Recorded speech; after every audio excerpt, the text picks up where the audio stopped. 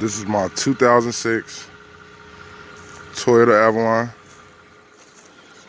It has a bad alternator. I just jump started it. It has a weak alternator, so it has trouble charging my battery. And when I came home from work, it got me home, but I was suspicious something was going on because my lights were dim. So I parked it and I tried to restart it, and the battery is too weak. And I was like, okay, my alternator is not charging my battery. First thing that came to mind. So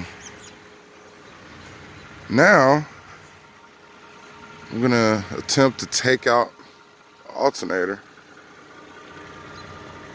And I've been looking online, and a lot of things are saying that you gotta take off the thermostat housing, and you gotta take out a whole bunch of things to get to the bracketry and everything. But I'm gonna try some new tricks and see if I can get this out, and we're gonna see what we can get done. After an hour and a half of finagling, finally got it out. Focus. Finally got it out.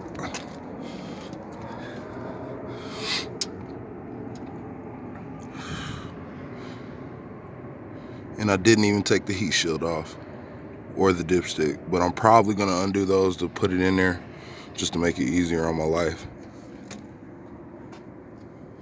I didn't have no tensioner tool. I just did it with basic tool set. I still got it out. Remember, there's a bracket down here. This attached to a wire. I'm gonna pinch this clip in here and take it off of the wire. You do not want to yank the alternator off with that still attached. It will mess up some wiring, I think, on the crankshaft positioning sensor. I had to take off the radiator hose. I mean, there's some videos out there where people don't even mess with this. Some people take off the whole housing, but I went a different route. I actually pulled it out this way on this side instead of coming this way. But in order to do that, you got to take off this heat shield. You got to take off this dipstick and kind of move it to the side. But I managed to get it out. There's this bolt right here on the bottom. It's so hard to get to. I literally broke the bolt from the top with a ratchet, and I used a wrench,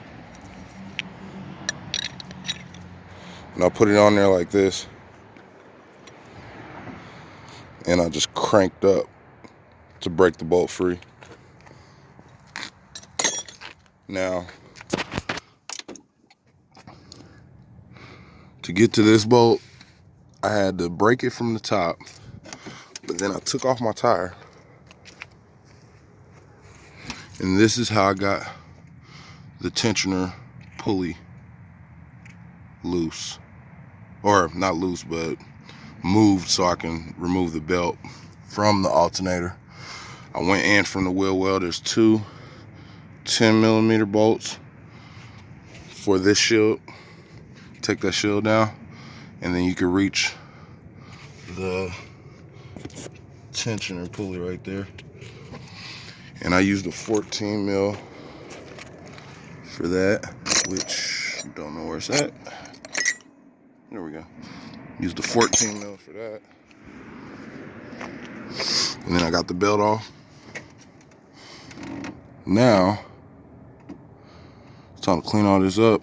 I'm about to go to the auto parts store, get a core charge for that. And then when I come back, I'm gonna take off the shield and this dipstick just so I can save myself some trouble. And I'm also gonna remove this bracket off of this wiring. Actually, it's a 12mm bolt against the block. I hit that first just so it'll come loose, and then once I kind of position the loose alternator, I went in from this side with a 12mm and took out the bolt from the back of this alternator. Let me see. Yeah, from this bolt right here. Unbolted that and then left the bracket just so I wouldn't pull that wire out of that crankshaft positioning sensor. But now on to the next step. Okay, got the little bracket off, got the brand new alternator. I removed the heat shield and the dipstick. Now we're gonna fit the new alternator in. All right, we officially got everything in. Heat shield, dipstick, even that bracket in the back. It's in. Put the hose back. I think I'm gonna power wash all this coolant that leaked out another day. But we got it in. Took a little finessing to get in, but everything worked out on it. Now we got to put the guard back here. We also got to put the serpentine cover in the wheel well and the rim back on. And then we go on the test drive. All right. Man, I'm excited. All right, it's running. Time for a test drive.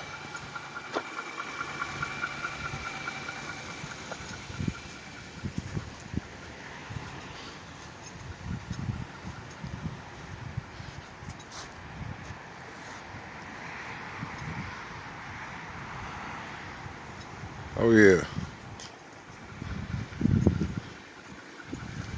That's what I've been waiting on. Had to wait till after the New Year's to fix this, because the day before New Year's Eve, my alternator went out and the car wouldn't restart. And the tools you're gonna need for all of this, you're gonna need a 10mm, pair of vice grips or needle nose pliers, a couple extensions, 14mm wrench, 14mm sockets, a 12mm socket, and I think that's it. Yeah, some 10mm sockets, 12mm sockets.